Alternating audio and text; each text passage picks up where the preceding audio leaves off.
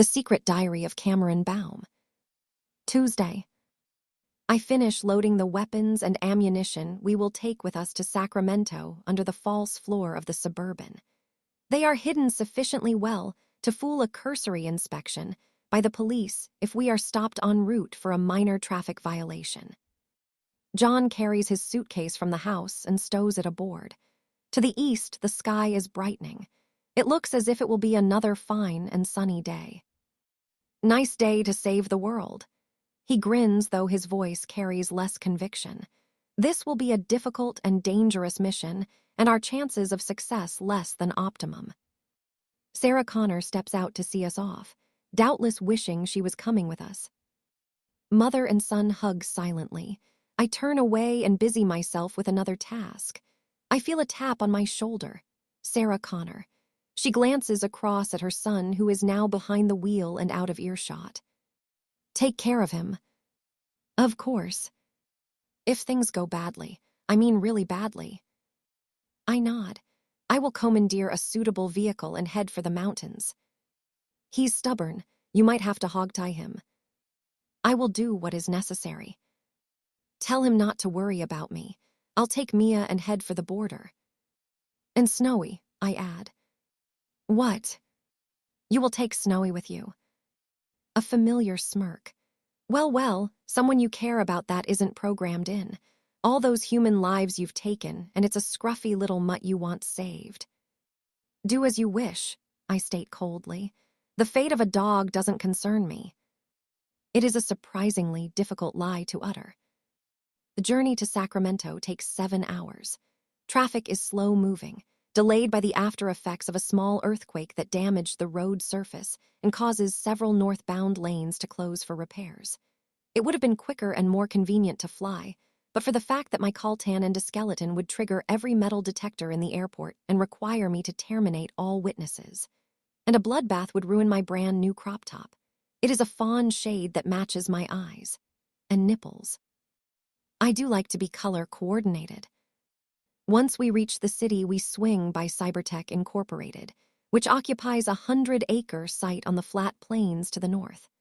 A tall perimeter fence topped with razor wire surrounds the area, and the entrance has a guardhouse manned by armed soldiers. Gonna be a tough nut to crack if we can't trick our way inside, John comments as we pass. We'll manage, I assure him. There's my little optimist. We head west to do a similar drive-by of Coral Gables, a gated community in the affluent part of town where Russell Osmond resides. John has decided Osmond is our best source of information as to where Jonathan Smith is and all things pertaining to cybertech. He has not ruled out torture to glean the information we require. I will not get my hopes up, though. I have been disappointed before. Coral Gables also has a perimeter fence and a guardhouse where men in uniform check the credentials of anyone visiting the estate. It appears the rich will go to great lengths to avoid cold callers. Gonna be another toughie to get inside without raising the alarm, John says. Never easy, is it? I like a challenge. A grin. Thought you would. Next, we visit a drive-through fast food franchise where John purchases a quantity of severed animal limbs served up in a waxed paper bucket. To accompany, this comes a large volume of sugary water known more popularly as cola. Sarah Connor would not approve of this diet, but then she hasn't spent 7 tedious hours behind the wheel of an automobile. It is now late afternoon, and we seek shelter at a motel, situated approximately equidistant from the military plant and the gated community. The motel is very different from the hotel in Los Angeles. No luxury suites here. Basic accommodation for weary travelers. That's one of us anyway. The desk clerk is a bored-looking teenage boy who barely looks up from his comic book as we check in. Towels are extra, he declares sullenly as payment is made. Brought our own. Cable's extra. Adult channels start at $30. He looks up, eyes briefly flitting across my face and chest. Guess you won't be needing those either. You have broadband. Extra 10. While John pays, I ask, does the room have a bidet? There's a hose pipe out back you can sit on if you like. I decline the offer. I unpack while John takes a shower. Next, he calls his mother to let her know we have arrived safely. In the background, I can hear Mia and Snowy arguing, most likely over what to watch on TV.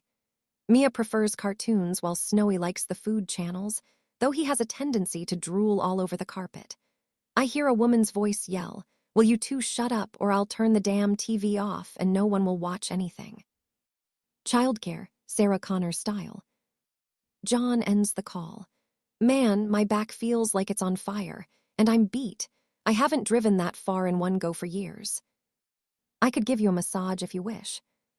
Yeah, sounds good to me. He lies naked on the bed. I begin to need his back muscles. Tomorrow we'll try and make contact with Osmond.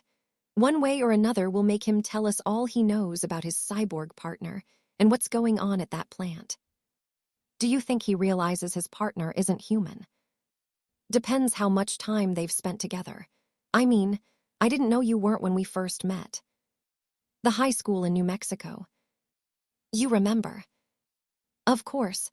You were very shy. You hardly looked at my boobs. Oh, I looked. I just hid it well. Turn over. Let me do your front. He flips over, revealing something unexpected. Oh my. Oops, he grins sheepishly. Guess I'm not as tired as I thought. Fortunately, I know the correct procedure. I begin by removing my clothes and clicking on a file I have labeled Kama Sutra Advanced Positions. I just hope the bed is sturdy enough. While John sleeps, I stand by the window, a sentinel once more. The motel is a single-story horseshoe-shaped building with parking outside each chalet room. There are many empty spaces. Business is hardly booming. The only activity of note occurs deep in the night when a fox ambles by and investigates the plastic dumpsters. Foxes are wild animals lured into an urban environment by the prospect of free food carelessly discarded by people. The fox warily scans its surroundings until it spots me. Our eyes lock briefly, predator to predator. Then the fox lowers its head and slouches away into the night. I suspect it won't be back anytime soon. I have that effect on wild creatures. It's enough to make a girl feel unloved. Wednesday. John wakes early, showers, dons clean clothing, then boots his laptop and summons Google Maps for a closer inspection of Coral Gables. Wow, every house has a pool, hot tub, and tennis court. The rich really are different from you and me. They have more money, I point out. Thank you, Ernest Hemingway. Okay, here's the Osmond residence. Backs onto a golf course, so that might be a way in. As luck would have it, a house is up for sale. John logs on to the realtor's website to check it out. Damn, listen to this. Each house has a panic button and exterior sensors to provide optimum security. If triggered, the systems are linked directly to a local police precinct. Response time is 3 minutes. If we go in hot and heavy, the cops will be on top of us right away. Perhaps we could pose as potential buyers and gain access that way. This house costs $4 million. No realtor's gonna believe a couple our age have that kind of money. Miley Cyrus is our age and she has that kind of money. I saw it on E, I confess. We're not Miley Cyrus. I can sound like her. Hi, I'm Miley, rhymes with smiley. My entire career is based on my ability to pull funny faces. See, I gurn and bug my eyes Miley style. Nice try, John laughs, except you look nothing like her. I could if I was an advanced TX Terminator. Instead, I am a TOK 715, an obsolete model. I love you just the way you are.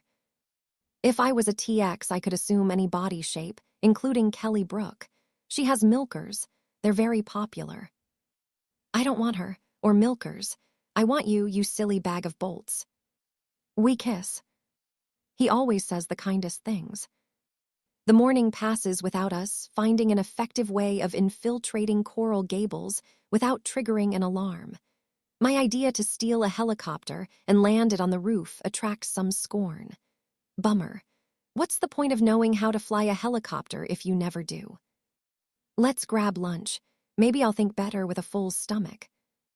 Shall I call room service? This place doesn't have room service. I think I saw a couple of vending machines in the lobby. Let's check them out. One of the vending machines dispenses coffee. It has a primitive mechanism. Insert coins and a styrofoam drops down. Coffee granules are added. Boiling water follows via a steel pipe. All very simple yet still apparently prone to malfunction. Coins are inserted. No styrofoam cup appears. The machine lacks sensors to know this, and so the granules and boiling water are dispensed regardless. Damn. John hastily sidesteps as the scalding liquid overflows on the lobby floor. The coffee granules dissolve and slowly turn the water brown. John stares at the mess for a moment, then says, I just figured out a way we can get the Osmonds to invite us into their home. We leave the motel and drive to hardware store, where we purchase the items we will need to make John's ingenious plan succeed. Lunch, I think, not out of a machine this time. That stupid coffee machine has given us all a bad name. I will give it a piece of my mind next time I see it. We find a diner and slide into an empty booth. A waitress arrives to take our order. She is a tubby woman with a small apron stretched taut across her ample stomach. What'll it be, honey? Bacon, beans, eggs over easy, and fries. What's the pie? Apple, cherry, or blueberry? Cherry and coffee. Black, no sugar. How about you, miss?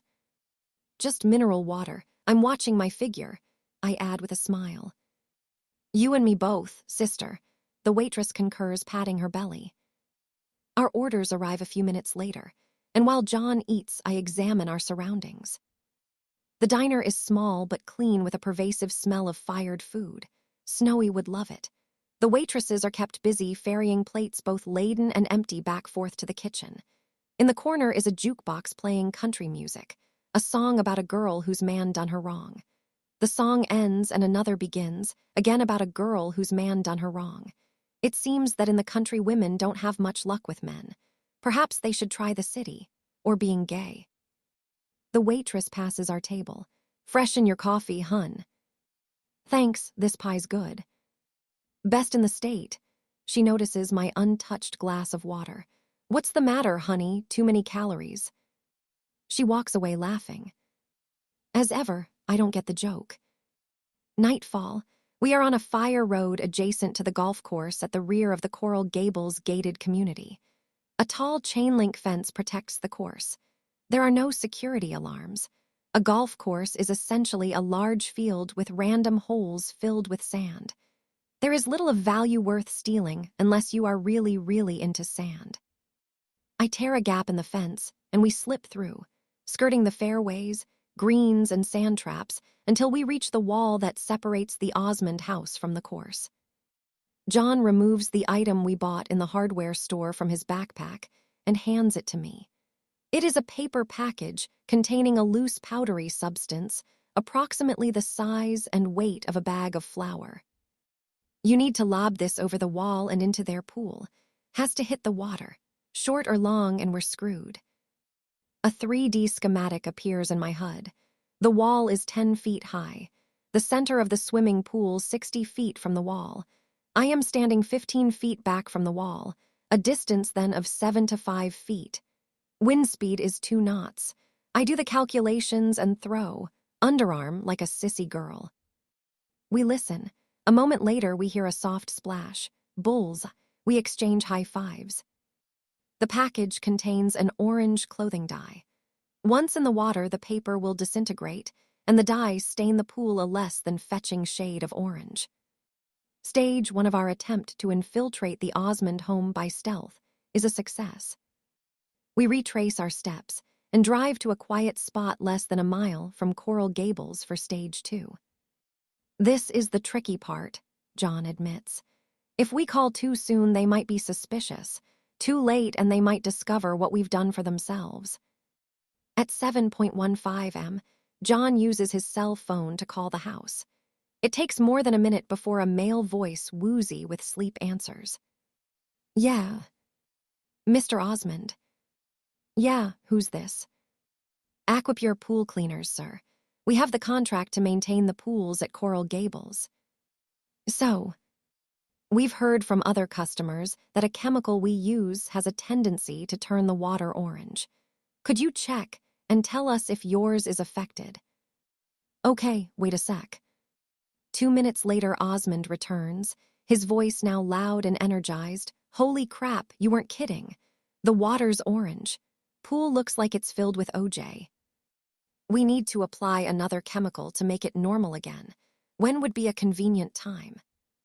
Convenient time? How about now, asshole? I like to swim a few lengths in the morning, and I can't do that if it's filled with all kinds of toxic crap. We have a crew in the area. Is 10 minutes convenient? Damn straight. I've a good mind to sue your incompetent asses. The call ends. Another unsatisfied customer, John grins. Before doing anything else, we both don gray workman's overalls. I pin my hair up under a baseball cap. Will this outfit make me look mannish? Duh, that is the point. We drive to the entrance. John rolls down the window and says confidently, Aquapure Pool Cleaners. Got a call out at the Osmond residence. Bit early for you boys to be working, the guard comments. Emergency call out. We operate round the clock. For a swimming pool. Man, these rich folks live in a different world. Tell me about it. Osmond, you said. Yeah, that dude's richer than God. Is God rich? I suppose he must be. I wonder what bank he uses. Wait there, gotta call it in. John nods, seeming unconcerned to the point of boredom. Just another working stiff doing a job he hates for too little pay. Me, I simply stare into the distance and hope the guard doesn't notice I'm a babe. And a hot babe at that. The guard speaks briefly on the phone. Then the metal barrier starts to rise, and he waves us through. Stage 3 is a success. I say, I love it when a plan comes together. Yeah, you, me, and B.A. Baracus. I have no idea what this means. The Osmond house is large with a stone portico entrance smothered in roses. To the side is a double garage and courtyard where a Bentley, Ferrari, and Mercedes coupe stand idle. They each have vanity plates. Oz 1, Oz 2, Oz 3. I'm sensing a pattern here. We are halfway up the path when the front door opens, and a tubby man in dark slacks and white Oxford shirt gestures us to hurry up. Hear you're having pool trouble, John says as we are ushered inside. Damn right, pool looks like it's full of OJ. Hope you didn't try and drink it. No response, evidently no sense of humor. Pools out back make it snappy. The interior is open plan and modern. In the large kitchen, a blonde woman in a dressing robe is eating cereal from a bowl. Julia Osmond, the wife. Is it just the two of you? John asks. What's that got to do with anything? Hurry up and fix the pool. We're not here for the pool. Then what? A gun is produced. Go and sit with your wife. As Osmond complies, Julia Osmond blurts out, Oh God, we're being robbed. Please, my jewelry's upstairs. Take it and leave. You're not being robbed, and you didn't answer my question. Is this all of you? Yes, our children are away at school. Maid, house this size must have help. Rosmerta, she comes in at 9. She got a phone number. On speed dial, press 5. I use the house phone, and the call goes through. Rosmerta Lopez. Hello, Rosmerta. This is Mrs. Osmond. I won't be requiring your services today. Please take the day off. I'll see you tomorrow at the usual time. Julia Osmond stares at me open-mouthed with astonishment. How? That sounded exactly like me. She has a knack for voices, John explains. You should hear her Groucho Marx. Last night I shot an elephant in my pajamas, I say in my best Groucho. What an elephant was doing in my pajamas, I'll never know. This is indeed a conundrum. How did an elephant come to be in Groucho's pajamas? Either an extremely large pair of pajamas or an exceedingly tiny elephant. Or possibly there is a herd of pajama-wearing elephants in Africa hitherto undiscovered by man. If you're not here to rob us, what are you here for? Information. I want to know about Jonathan Smith. Let's start by where he lives. I'm not sure. You don't know where your partner lives. Jonathan's not the sociable type. I think he might have a converted room at the plant. He's a workaholic. Where's he from? Europe originally, I believe. Maybe Germany. Where did he get $5 million? Osmond shrugs. Family money, investments. You don't seem to know very much about your business partner. Is this a kidnapping? Are you going to hold us to ransom? Suppose I told you Jonathan Smith is working for people who are hostile to this country. That when the AI he's working on is hooked up to the Pentagon mainframe, it will install a virus that will steal all the launch codes to every nuclear missile and place them in the hands of our enemies. That's preposterous. 2 weeks before he met you, Jonathan Smith stole $5 million from the First National Bank of Sacramento. The police never caught who did it, but they did manage to photograph him while he leaving the scene of the crime. The photograph is produced. Osmond's jaw drops slightly, though he is still far from convinced. No, this is some kind of con. Jonathan might be slightly unconventional in manner, but I don't believe you for a moment. I do. All eyes turn to Julia Osmond. Julia, what are you saying? There's something odd about him. I've thought so right from the start. One time Russell broke his foot skiing in Vermont and was in plaster for weeks. Jonathan had to come here to sign some papers. My daughter was home. She's 8 years old and was running around as kids do. She fell over and hurt herself. Jonathan just sat there and watched her cry. I mean, what kind of person does that? At the very least, you check if the child's okay. It was like she was invisible. This is a fair assessment. If the girl wasn't a threat or a designated target, then the T-800 would ignore her entirely. Terminators don't feel compassion or empathy for humans. Social mores are difficult for us to comprehend, let alone put into practice. I still find some of Mia's antics hard to fathom, and I am a far more advanced model than a T-800. Where's Smith now? John asks. I don't know. Oh, Russell, I knew this was all too good to be true. You never even bothered to find out where the money came from, did you? Hey, I didn't hear you complaining when I bought this house, or the vacation property in Bermuda, and all the rest of it. I thought you knew what you were doing. I do know what I'm doing, damn it. Then where is he? His wife's vehemence takes Osmond by surprise. He runs his hands through his hair. Look, this isn't my fault. After Robert died, we were this close to going under. The banks were about to call in our loans. I'm too old to start over working at your father's dealership flogging Subarus to college kids. And this guy's a genius. I thought Robert was smart, but Smith makes him look like a third grader. Okay, maybe I didn't dig too deep or ask too many questions. I had no choice. We were virtually out on the street. Call the plant, John says calmly. The guardhouse, they'll know where he is. Osmond picks up the phone. Hi, Ronnie. Yeah, it's Russell. Listen, is Jonathan around today? I don't have his calendar. What? No, I didn't know that. On whose authority? No, that's okay. Everything's fine. Yeah, must have slipped my mind. Okay, thanks, Ronnie. Osmond seems shocked. Its hands through the hair time again. Ronnie said the airframe arrived this morning. Today. I thought it was due next week. So did I. There was a change of plan. Apparently, I wasn't notified. Jonathan gave the rest of the personnel the day off. It's just him and Bud Jones working on the thing. Who's Bud Jones? Software engineer, hired a month ago. He's Jonathan's chief assistant. Describe him. Tall and stocky, shaven head, doesn't say much. The description fits a T-888. Okay, we need to get inside that plant. Are you going to help us, or do I have to hold a gun to your head? He'll help you, Julia Osmond states. We both will. Christ, Julia, you're staking a hell of a lot on faith. How do we even know these two are telling the truth? They broke into our house. Because I've met Jonathan Smith. Every time I see him, it's like I've got a piece of tinfoil in my mouth. He creeps me out, know what I mean. Yeah, John agrees. I'm afraid I do. We take the Bentley. It's powerful and spacious enough for 4 people and our weapons. It's a sweet ride, and I tell Osmond so. Thanks. I used to drive a Ferrari Dino. Beautiful thing. Unfortunately, it was difficult to get in and out of once I put on a few extra pounds. You should try eating less, I suggest. Apparently that helps. That'll be the day, his wife smirks. We stop at the Cybertech gatehouse. A guard comes to meet us. Osmond rolls the window down.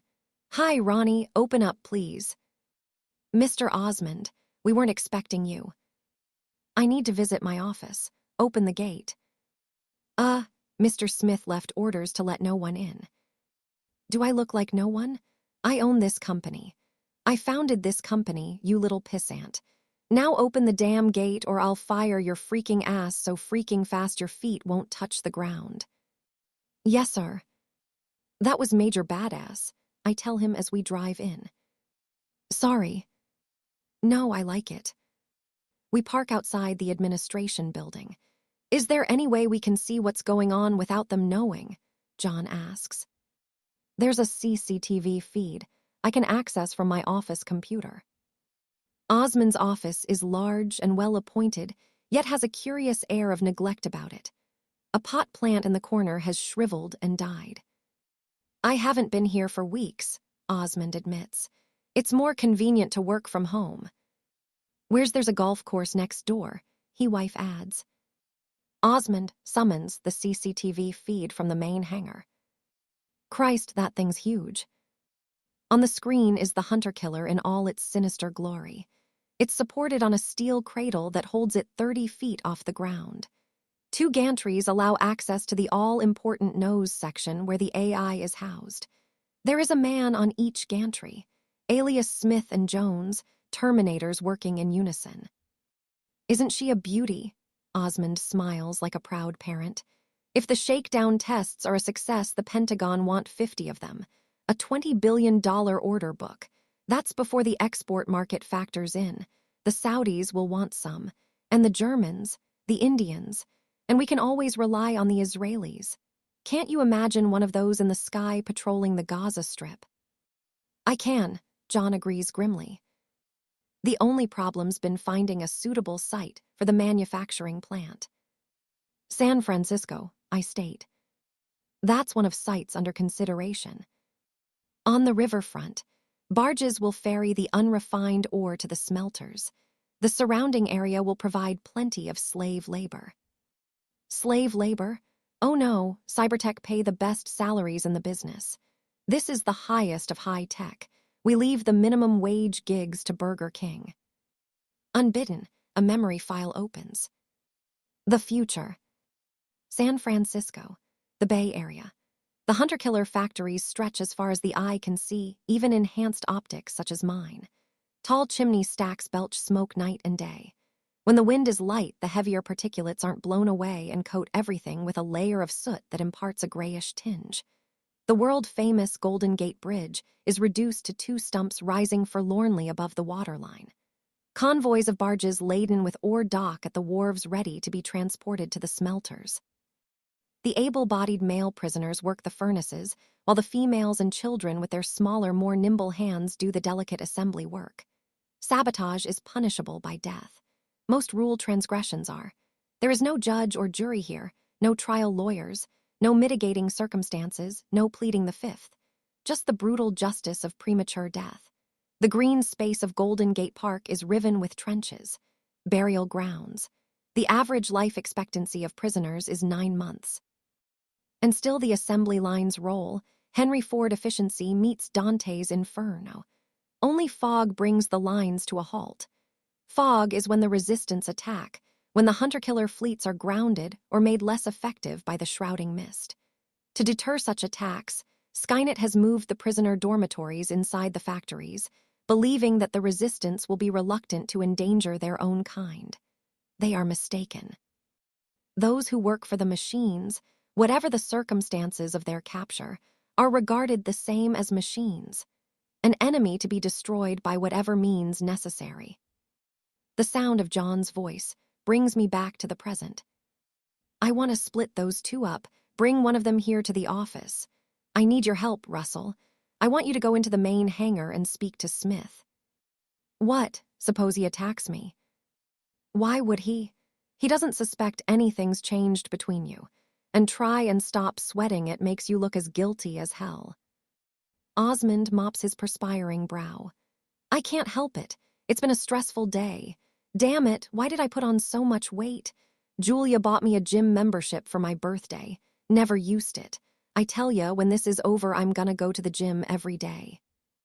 Every day. Okay, every week. You'll be fine. Here's what I want you to say. John coaches Osmond until he is word perfect. One final mop of the brow and he departs. We watch his progress on the monitor. He will be okay, won't he? Julia Osmond radiates concern. Sure, he's in no danger. They need your husband to liaise with the military. So he's just a front for these people. They handpicked him to be their patsy. Don't be too harsh of him. They can be very persuasive, one way or another. On the monitor, Russell Osmond enters the main hangar, dwarfed by the massive hunter-killer perched on its steel cradle. Jonathan Smith climbs down the gantry to meet his erstwhile business partner. What are you doing here, Russell? He says in the distinctive accent that characterizes the T-800 model. What's going on, Jonathan? I thought this wasn't meant to arrive until next week. There was a change of plan. Why wasn't I informed? I deemed it unnecessary. What are you doing here, Russell? I had a phone call from someone named John Connor. John Connor is here. He lives in Sacramento. I have his address written down in my office. Hey. The T-800 pushes past Osmond. Nothing matters now but obtaining the address and terminating the primary target once and for all. Okay, here he comes. Mrs. Osmond, you might want to duck behind the desk. No one's going to get hurt, are they? Relax, he won't feel a thing. The T-800 doesn't stand a chance. It walks straight into the kill zone, a metallic lamb to the slaughter. The moment the door opens, John, and I open fire at point-blank range. The skull disintegrates as the armor-piercing rounds do their job. The headless torso pitches forward and sprawls across the floor. If only they were all this easy. Julia Osmond emerges from behind the desk, mouth open wide in astonishment. My God, that's not human. It's a robot. Cybernetic organism. Living tissue over a hyper-alloy combat chassis, I explain. How hard can it be not to get this? Russell Osmond joins us. He too stares open-mouthed. Is that a robot? Cybernetic organism. Living tissue over a hyper-alloy combat chassis, I repeat. Honestly, I don't know why I bother. But how is that even possible? I don't have time to explain. John holds up a M16 assault rifle. You ever use one of these? I've shot a few skeet in my time. Okay, make like this guy's skeet. Aim for chest. If the clip empties and he's still coming, run like hell. You're saying Bud Jones is like that? That's right. Okay, let's go. What about me? Julia Osmond asks. Ever use a gun before? No, never. Now's not a good time to learn. Stay here. We can handle this. We enter the main hangar. John and I open fire immediately we're in range. Our rounds ricochet harmlessly off the hunter-killer's thick armor plate. The T-888 carries on working. Hey, down here. I'm John Connor, damn it. Come get me. The T-888 stays where it is. Odd. The sudden appearance of its primary target should override all other considerations. Unless. I begin climbing the other gantry. A high-pitch whine begins to swell in volume, echoing off the distant walls of this vast building. The hunter-killer is coming to life.